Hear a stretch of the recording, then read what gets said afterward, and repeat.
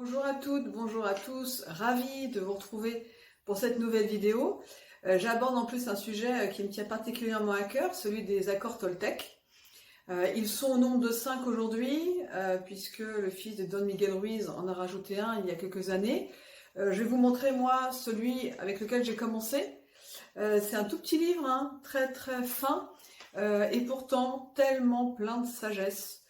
Chaque fois que je commence mes processus, et même tout travail, j'ai envie de dire, même de coaching, je préconise vraiment l'achat de ce livre. C'est un peu comme un livre de chevet. Chacun est différent, donc chacun y trouvera des choses différentes. Mais ce qui est certain, c'est qu'il parle à tout le monde.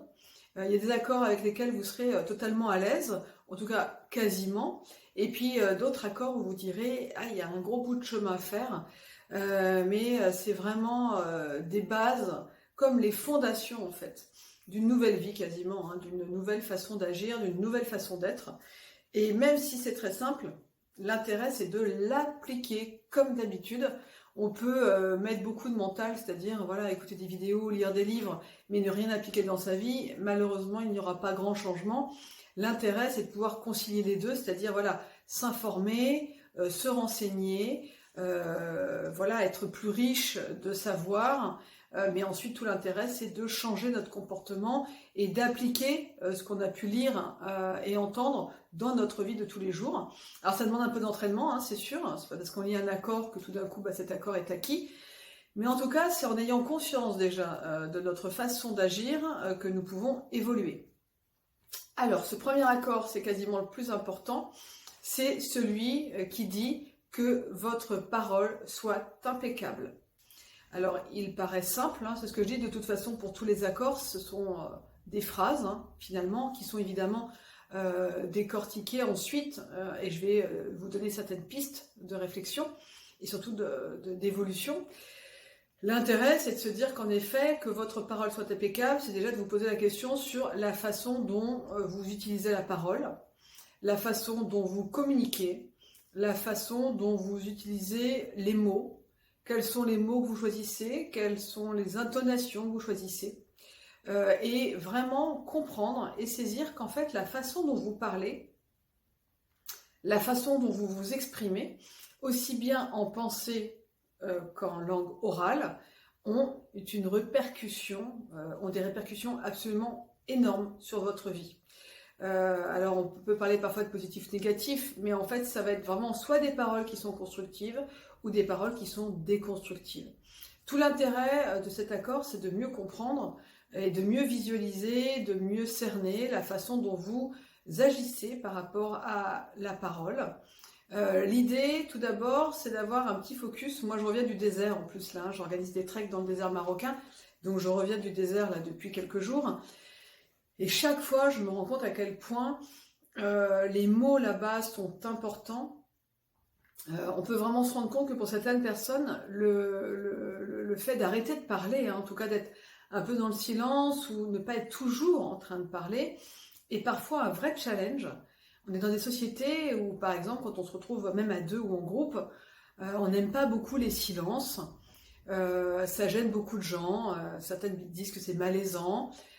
Et vont combler par une phrase, une question. Alors que le silence, c'est vraiment quelque chose d'absolument magnifique.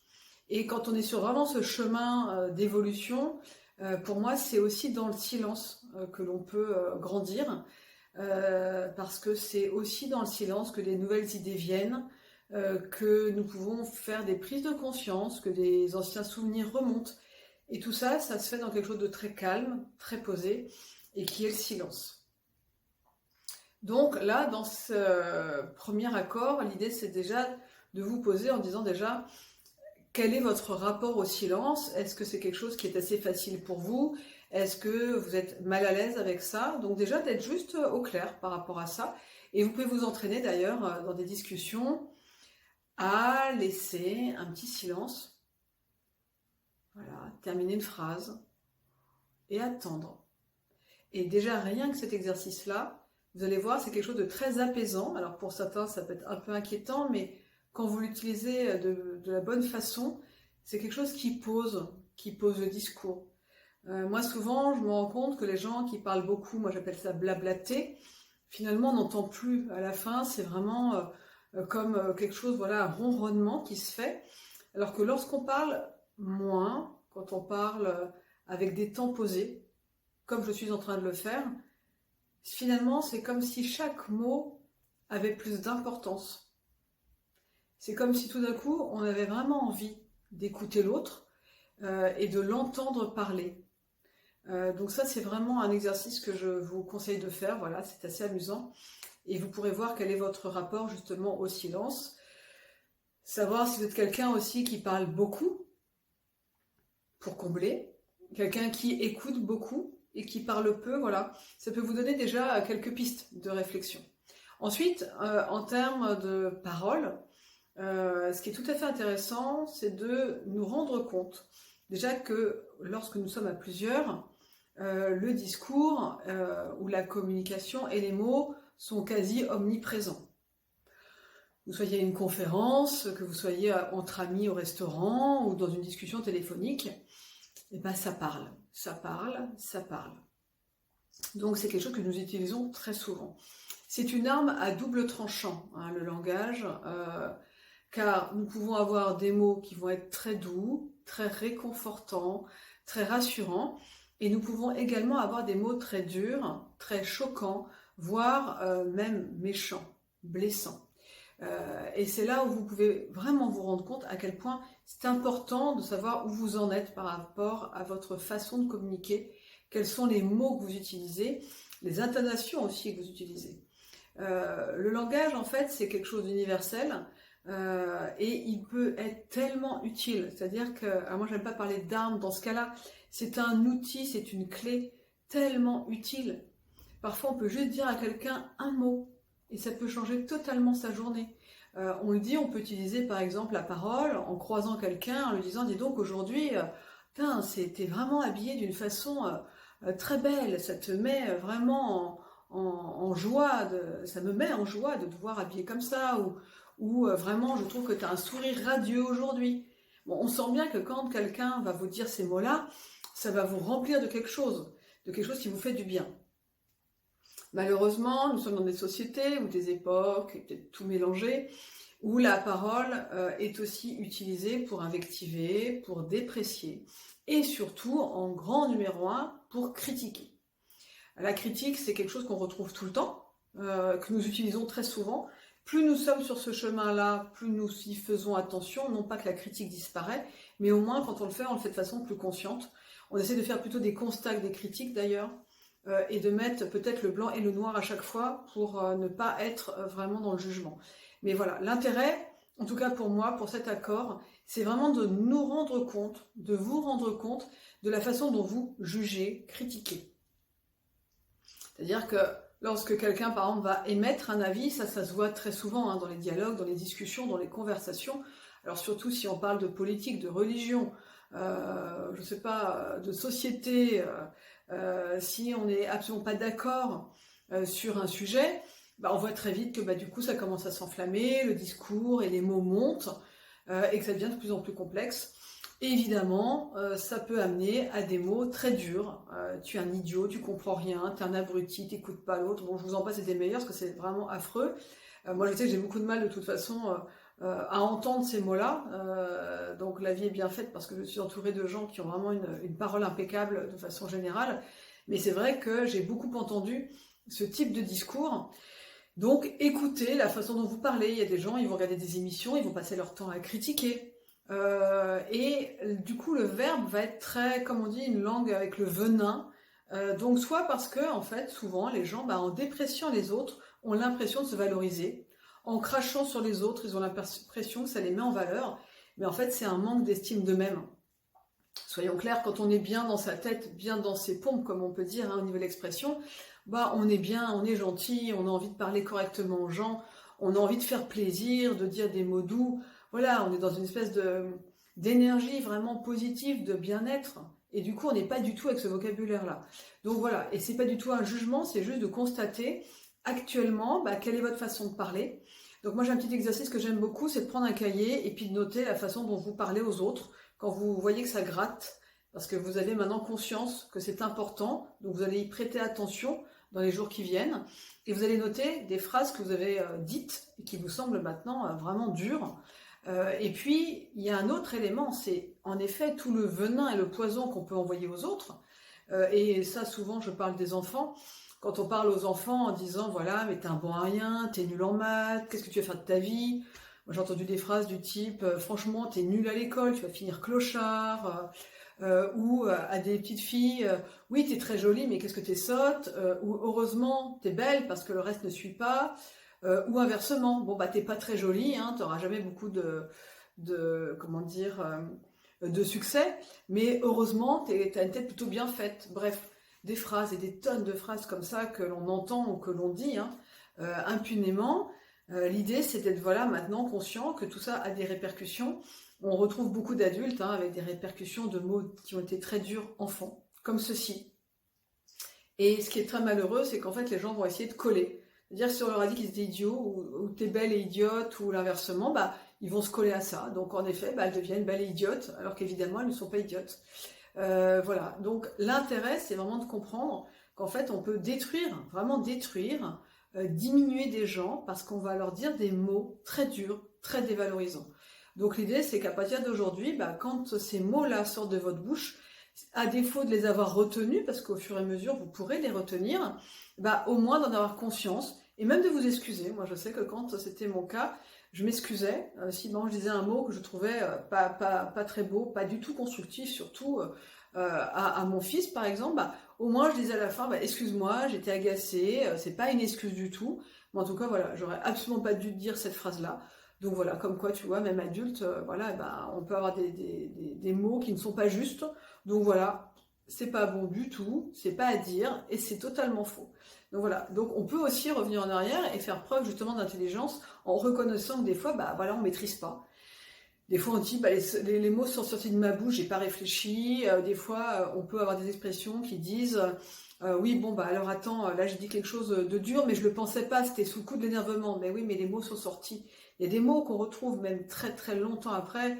Moi j'ai un mot, je me souviens de ma mère qui vraiment a été très dur à un moment donné. Je l'ai encore en tête, bien sûr, je l'ai nettoyé, je l'ai travaillé, je l'ai dépassé, mais ce mot-là, je l'ai entendu et je vais vous dire qu'il est bien resté très très longtemps, très présent.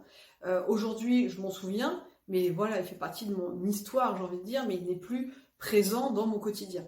Mais comme quoi, il y a des mots et des phrases très très violentes qui sont vraiment du poison pour la personne qui les reçoit. Donc vraiment, comme on peut faire plutôt des cadeaux avec un langage sympa, alors c'est pas être mielleux et de dire que tout est beau, gentil et sympa, c'est pas ça que je dis, mais en fait on peut quand même dire beaucoup plus de choses sympathiques, constructives, ou ne pas parler, mais en tout cas voilà, au bout d'un moment, arrêter de sortir des critiques, des jugements négatifs, dévalorisants, parce qu'on en a conscience. Voilà, donc ça c'est vraiment important pour moi, et c'est ce que je voulais vous transmettre aujourd'hui. Et il y avait un élément moi, que j'aime bien aussi, c'est un proverbe soufi.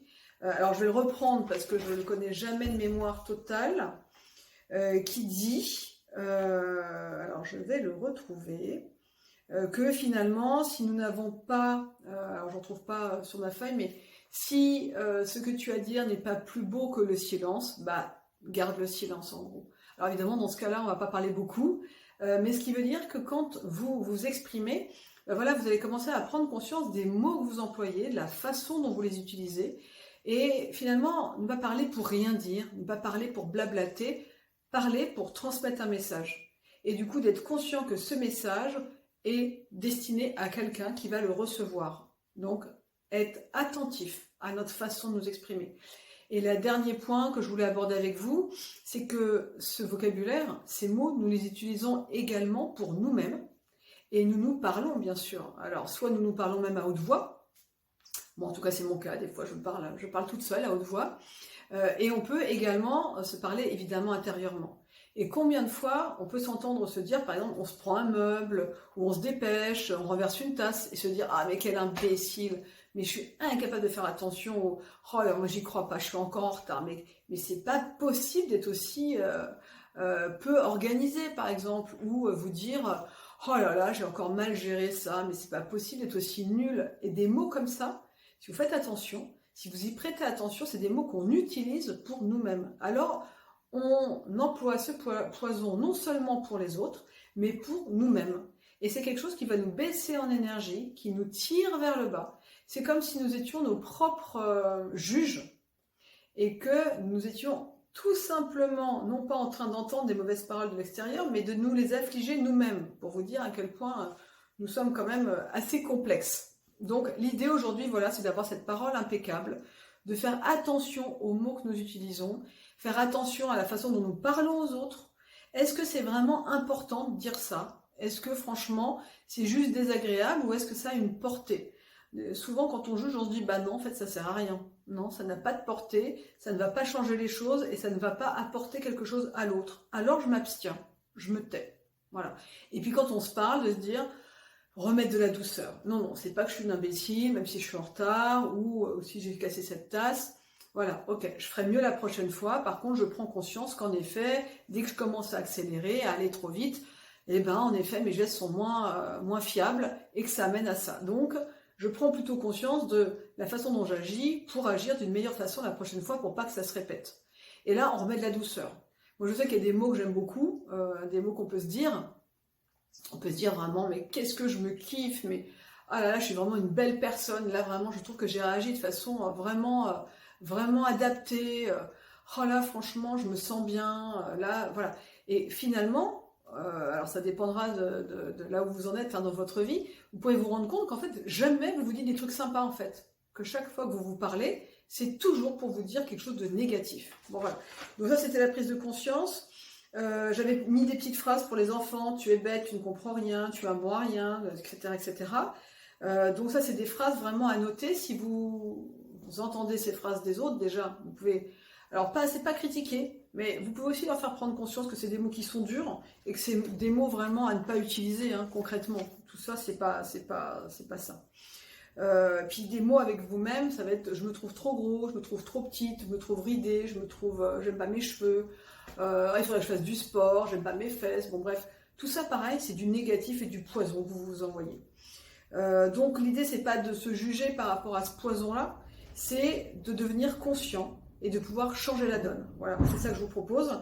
Et je voulais finir par une petite phrase de Don Miguel Ruiz, qui a écrit les accords Toltec. Le 5e, c'est Don José Ruiz qui l'a ajouté. Et cette phrase dit ceci. Vous pouvez évaluer le degré auquel votre parole est impeccable à l'aune de l'amour que vous avez pour vous-même. L'intensité de votre amour-propre et les sentiments que vous nourrissez envers vous sont directement proportionnels à la qualité et à l'intégrité de votre parole. Lorsque celle-ci est impeccable, vous vous sentez bien, vous êtes heureux et en paix. Voilà, je voulais finir là-dessus, parce que je trouve que c'est vraiment des paroles évidemment pleines de sagesse, et donc je ne peux que vous conseiller de méditer sur la parole impeccable, pour prendre conscience de là où vous en êtes aujourd'hui. Voilà, j'espère que cette vidéo sera utile. N'hésitez pas à la commenter, à la partager, comme d'habitude. Et puis, on se retrouve pour le prochain Accord Toltec la semaine prochaine. Merci beaucoup pour vos commentaires et puis votre présence. À bientôt.